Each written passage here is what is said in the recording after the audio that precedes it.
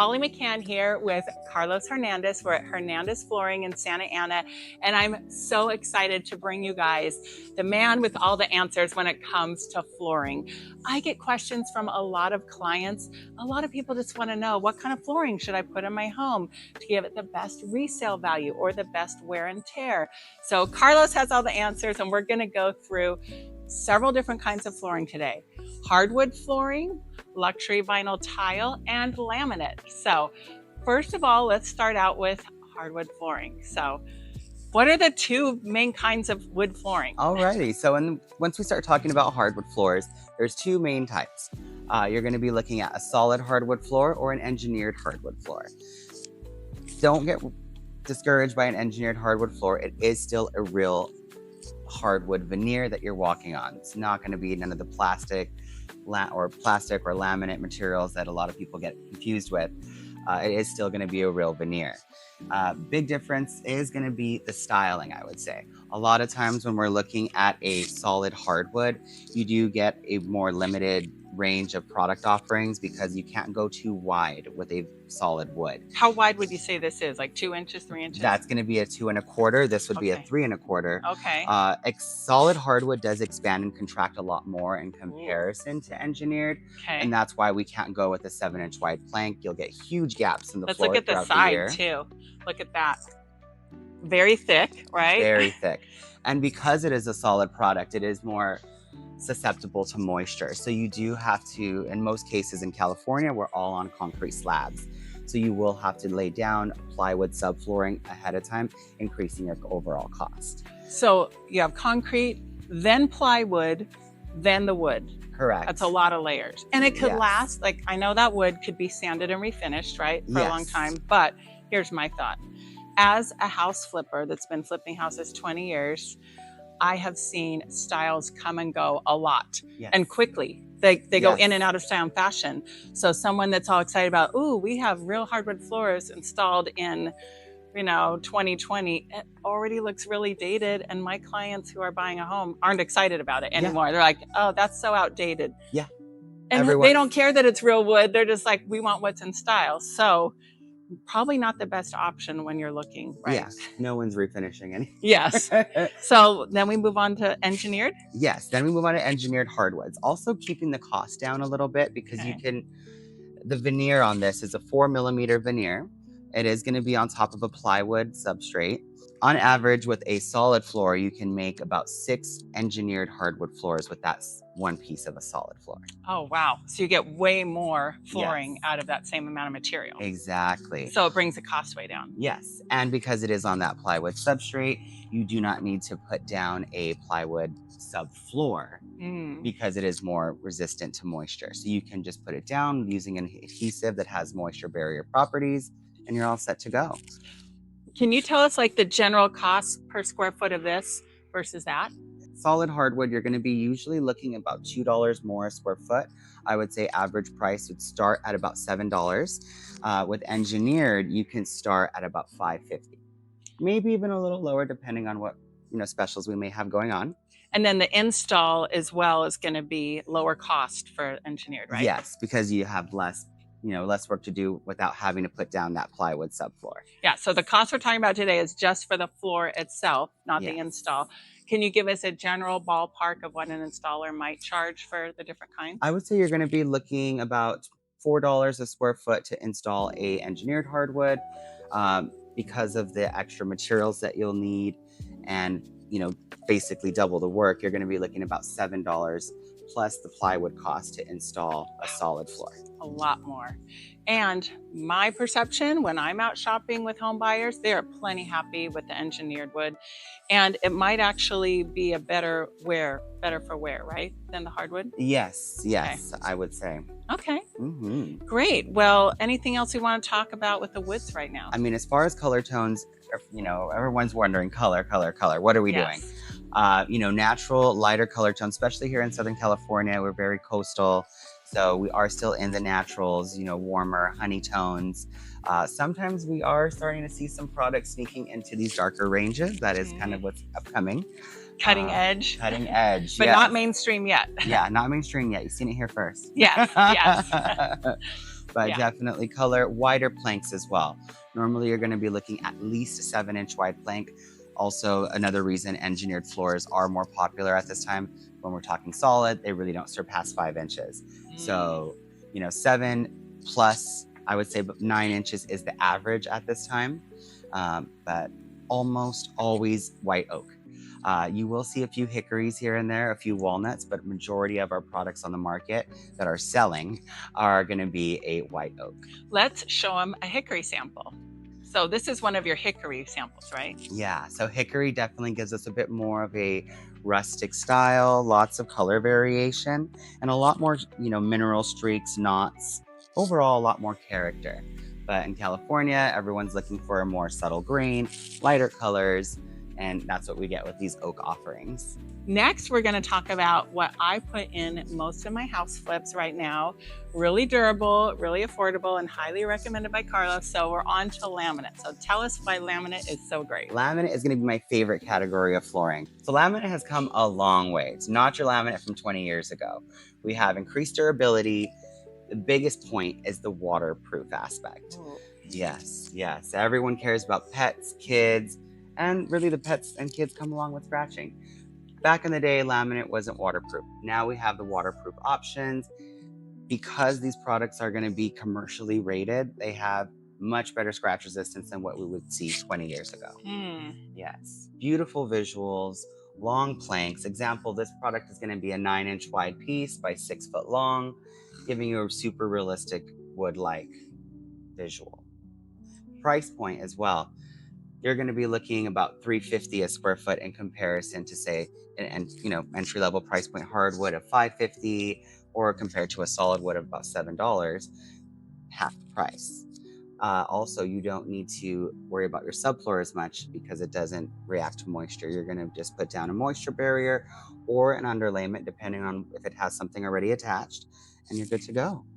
Awesome. I get excited. I love all the visuals here with the pets because there are so many dogs in Orange County. I see it in the rental market and the resale market. Almost, I think the ratio is like 70% of people have dogs. And as much as people think, oh, my dog's so good, it doesn't have accidents, we all know the truth that all dogs and kitties can have accidents. So this is a really good option for that. Another thing that I've found people get excited about, and I personally experienced because I have a product like this in my house, we had our refrigerator overflowing and leaking water out on the bottom when we were out of town for a couple days, but it did not damage the floor at all. Like we could wipe it up, but if it was wood floor, that would be like ruined. So really good for water spills. Water's been sitting there. If your pet spills their water bowl, which sometimes happens at our house too, then it's okay if it's sitting on the floor for a few hours and it's not going to ruin your floor, right? You got it. Exactly. Yeah. So this is one of our favorite products that we put in our houses that we flip now. Generally, I would say in the price point of 2.5 million and below. Once we get above 2.5, I as a realtor are often recommending, if you're installing floor for resale value, you might want to go to the engineered hardwood, but 2.5 million below, this looks like wood. People even kind of question it and get down and touch it, and it just looks so amazing and has everything you want about it without the fear of damage, and it's like half the cost. So yeah, really nice. And if you're not thinking about resale, a lot of people are still putting it in those 2.5 plus homes. Oh yeah. Yeah, my own home is higher than that, and I will say that we put this in it because we have to worry about the pets and the water and everything. So yeah, really good option. For babies first. Yes, yes. Okay, so now I have some more questions for you about getting into the weeds here of the flooring. So I know that sometimes there might just be only one photograph and like a lower quality, cheaper floor where every plank looks identical. And we want it to look more realistic, like real wood that we're trying to copy. So I think there's variations in how many different photographs there would be in a product, as well as the lengths. Like, are they 3 feet, 7 feet, all kinds of variations in between. So tell us what we need to know. Yes. So definitely we got a few different options. Normally when you go with a more narrow plank, you're gonna get a shorter product. So a 7-inch wide plank is usually going to be associated with a 4 foot long board, sometimes maybe a 5 footer, majority of the time 4 foot. Then when we get to the wider planks, like a 9-inch, they're going to be going into the 5 or 6 foot lengths. Nowadays, we even have some products that are up to 7 feet long. So this is one of my most popular options. 7 foot long, 9 inches wide, gives you a very realistic wood look with the longer planks. And then thinking about the imaging, with a product like this that has a lot of consistency, less color variation, you'll normally see less imaging. They'll have, or less photographs. They'll have 8 to 12 different photographs before you see a repeat. So this will show up every 8 to 12 pieces. When you get into the items that tend to have higher variation, and those products tend to be more of the rustic styles that we're not selling as often. This is more of a hickory visual, and like I mentioned earlier, we are selling a lot of oaks with a more consistent look. But when you do get into a product like this that has more color variation, you tend to get the higher amount of photographs before you'll see a repeat. So these products tend to be definitely 12 or plus. That's one of the telltale signs if somebody's asking me, is this real wood or is it laminate? I'm looking for like the matching photograph. I'm like, okay, I know it's either going to be vinyl or laminate because I found the matching pieces. You're not going to see matching pieces on engineered hardwood because it's all natural. Exactly. So with these products, you are not seeing, back in the day, it was about a 4 different photographs before you'll see a repeat. Now we're about 12 different plank pieces. That's awesome. I even have some products that go up to 20 plus. Oh, wow. So it just gives you that more, it fools your eye. It's like, oh, your subconscious is probably thinking this might be real wood because you see so much less uniformity. You don't see the little matching photograph. Yes. And if you really want to break up the areas and, trick people, we can incorporate a bit of a design. Now we are starting to offer herringbone planks in the laminate floors. Before, you used to have to go with a custom made hardwood floor to get a herringbone, but these manufacturers are making the colors to match and a coordinating herringbone. So tell me more about that. I'm not understanding this. I thought you could make any floor herringbone just by installing it in that pattern, but is that not the case? No, because every product, for laminate per se, they work on a click system. So you cannot just go ahead and slice it up. Also the bevels, they have defining bevels to show from plank to plank. So you would lose a bevel, you wouldn't be able to click the floor together. So it does need to be something that's made by the manufacturer. Specifically for that pattern. Yes. Aha. Okay, thanks for, because I just thought you can just turn it sideways and there you go. Not so. No. And then what can you tell us about, is there significant variation? Yeah, quality and the durability and strength. Yes. So laminate is also one of my favorites, like I mentioned, because of durability. Regular engineered hardwood, it's rated on a scale, an abrasion class scale. So it goes AC 1 through 5. We don't sell anything below a level 3 here in the United States. Level 3 is a residential, just for home use. Then you move to level 4, which is going to be a light commercial, or level 5, which would be heavy commercial. Majority of laminates nowadays are going to be a light commercial use. Before, 20 years ago, it was all AC3, and that's where I think some people are being impressed because they're like, this is not the laminate I knew of 20 years ago. And people are already, awed by the performance of such an inexpensive product back then. Now we have the waterproof aspect, we have the better imaging, and almost everything is going to hit that light commercial rating. So, durability, you want to look for those higher levels of 4 or 5. I have seen a few products, this is new, I've seen a few products hit level 6.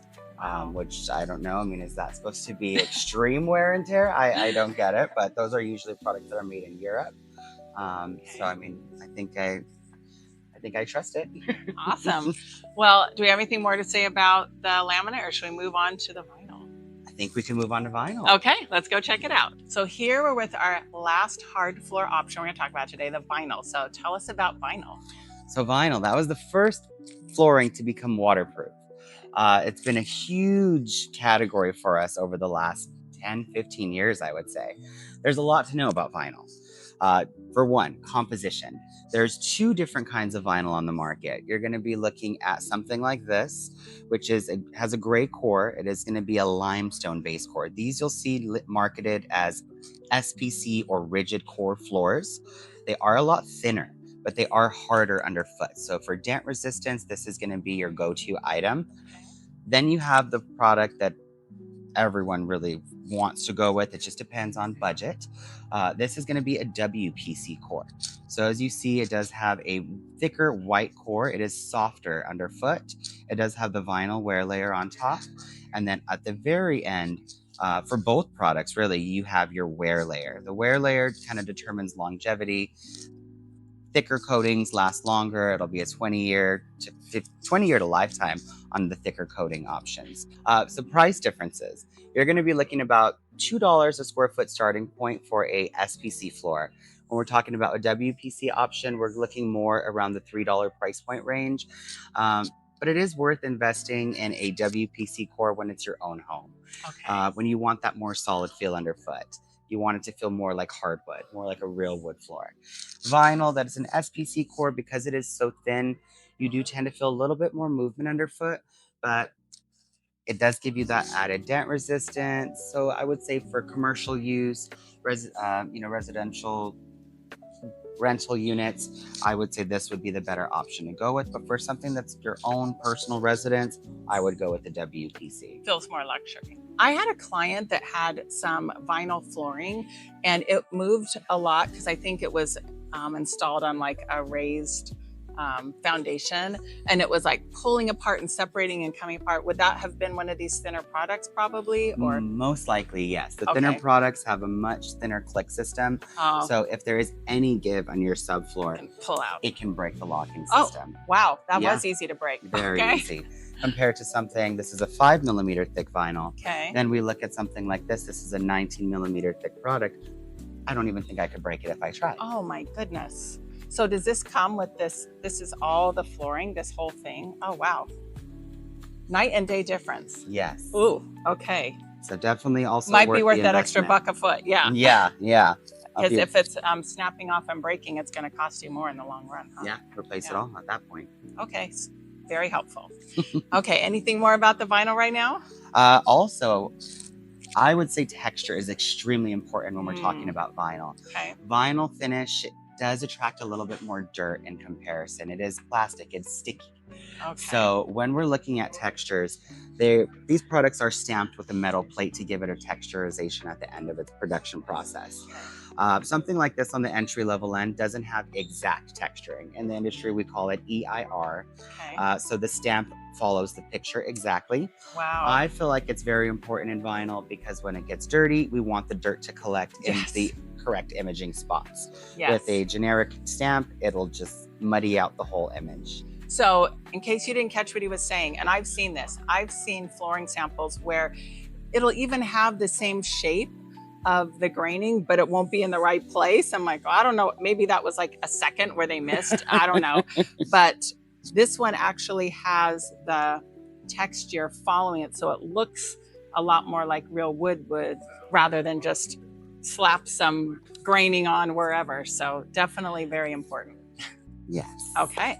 So our last type of flooring we have to talk about, which is, what is that? The ugly stepchild, or what did they say? The thing that almost no one wants anywhere is carpet. So let's go check out carpet. That's correct. So even though I've said a little negative things about carpet, and I will tell you, as a realtor that shops with home buyers every week, I've never shopped with a home buyer that said that they could tolerate carpet in a home. Home buyers kind of freak out about what pets have been on there, what kids have been on there, what germs are in the carpet. But if you're looking for flooring for your own home that you're living in, you might really want carpet, and it's really nice for stairs. It's really nice for keeping the sound down in a home. When your home has entirely hard floors, it's really loud and echoey. So carpet does have its great uses. And I just learned from Carlos here that a lot of people put it in rentals, right? Yeah. We're still seeing it a lot in the market. I would say about 60% of my sales still are carpet. Yeah. Yes. So tell us about carpet, especially for people that want it for their own home. And I have seen it in some really high-end homes. Like I was in a $6 million home last week, and they had carpet in the bedrooms. Yeah. Really nice carpet, but it was carpet. So it's not like it's never used. So definitely need to learn about carpet. So teach us. I mean, carpet has changed as well. It's not the same thing as it used to be 20 years ago. You can take bleach to a lot of products. Wow. And they will not change color. Oh, that's amazing. So we are seeing this new solution dyed movement in our industry. Just meaning the color goes all the way through. It's impossible to change it for the manufacturer. I've tried it in my home. I have 2 dogs, 2 cats, a pig. Ooh. I've tried it all. And I will say that they have really come a long way. Really, the carpet, it's beautiful. It's warm. It's soft. You know, either if you're not going to put it wall to wall, you can still come in, do an area rug to really, you know, warm up the rooms, get rid of that echo effect throughout the home, and, you know, just bring in that softer feel for the kids. Lots of options as far as design, different patterns, or if you want something subtle, just go with the solid color tone, very soft, and stain resistant. But different fibers on the market. So we're going to be looking at polyester, nylon, and wool are really the 3 main categories on the market. Polyester is something that people used to think of as super entry level. Remember, we're talking about, you know, people being consumers and they want to change stuff out very often. So polyester is the most cost-effective item. Still can look good. This is actually going to be a polyester behind us, and this is from Stanton. Stanton's kind of like Louis Vuitton of the flooring world. Oh, okay. So to see them using a polyester on their offerings really speaks volumes about what I think where the market is heading. Yeah, and it's, you know, just as soft. It does have a little bit more of a shine to it in comparison to a nylon product, and nylon that's the second fiber we're going to be talking about. Most people think, okay, I need to have a nylon. In most cases, you're not going to keep your carpet for 30 years anymore. You know, your parents may have or something like that, but it's not something that we see in the industry. I would say on average, people change out their carpet about every 10 years. So there's no need for a nylon. There are still some nylon offerings on the market, but it also it's associated with a higher price point. Nylon is made with petroleum. So, you know, as we know, oil prices are very high. It is going to be a more expensive item. And stain resistance, both of them have that solution dyed story for the most part. You can get both offerings in solution dyed, meaning stain proof.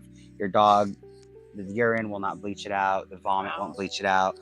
So if you can get that same durability from a nylon with a polyester, and a polyester meant to last about 15 years, nylon about 25. If you're keeping the carpet for 10 years, I think it's an easy decision. The last fiber we're going to talk about is going to be wool. Wool is going to be your higher end option.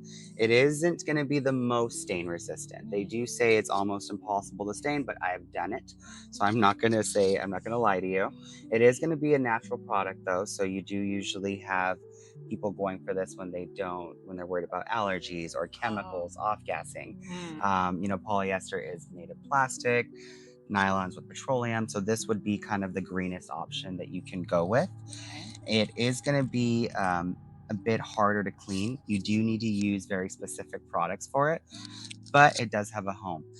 You know, staircases, area rugs. We do even do some wall-to-wall installations, but I would say staircases are really where wool products tend to shine. Being a loop product with a design on it, they will hold up better on a staircase. Yes, and the designs are amazing. Big hurdle is price points. Wool. I'm afraid. Wool is going to be the most expensive category. I could say starting around $40 a square yard, where once you move down to nylon, you can see items at as low as $20 a square yard. Polyester, that's where you can see low teens, maybe even $10 a yard, dare I say. Just depends exactly on, you know, what product you're looking for, what style, what feel, what thickness. All very helpful. And then of course there's the pad that you still need to install it, and that's not included in the price of the carpet. Yeah, those are going to be separate, and padding is kind of like a mattress. I feel like every person is unique as to what they like. You can't just say, okay, go with the highest end option, because some people will say it's too squishy underfoot. They'll want a more firm feeling item. So I feel like padding does have a range of pricing. On the higher end, you're going to be looking around, I would say my average product is about $5 a square yard, up to about $9. It just depends on the feel that you're looking for. But padding, always look for something with a moisture barrier. That way moisture barriers are key. That way, if the spill, it sits on top of the padding basically. So once you clean up the spill from the carpet, it doesn't wick back up once you walk on it again. Interesting. Yes, I recently had a home I was selling that had carpet in it. Would have loved to get it out before we sold it, but budget didn't allow. And we had the carpets professionally cleaned. And it was about 2 months later, right before close of escrow, the stains had all come back up again. And we knew the home hadn't been lived in. We're like, what the heck happened? But I think you just explained what happened. Yeah, moisture barriers are key. Yeah, very important. And that is a significant cost that you're adding. So if you have, a teen priced carpet plus $5 to $10 of pad, that's really adding plus your install. So it all adds up. Make sure you get the whole package. Is there anything else that you would recommend for people to be considering when they're looking at flooring, or kind of like a little checklist of questions that they should ask? I would say, who's in the home is really, what's most important, because if it's just, there's a light traffic home, I would say you can go with that hardwood. You don't have to worry about, kids or pets, and you can go with the wools. If there are seniors in the home, you would want to go with more of the carpeted products, or maybe even vinyl. Carpet on the staircase is definitely key because you don't have to worry about slipping. Right. Vinyl floors are great for seniors as well because they do have a tackier finish. So it's not so slippery. Yes. So it is and also this quietness. If they happen to take a tumble as well, like I mentioned, some of the vinyls are softer underfoot. Yes. So vinyl is definitely an item for seniors, I would say, or kids and pets, if you don't want them to worry about falling, it's definitely a good option. But laminate overall, I think, can go for anyone, any home when we're looking at durability. But, if you have light foot traffic in the home, don't be worried about going with the hardwood or wool. Okay, awesome. So we're standing in their showroom, which is quite large, including a warehouse, and it's right in Santa Ana at Warner and Harbor. Very nice, centrally located. They're open 6 days a week and super helpful and friendly. They can answer all your questions. They have great pricing, great selection, great education, which to me is very important. I have invested in many products for my home, not knowing what I was doing, and regretted the decision. So get some education, get some help, and Carlos is ready and here to help you. Thank you. I look forward to meeting you.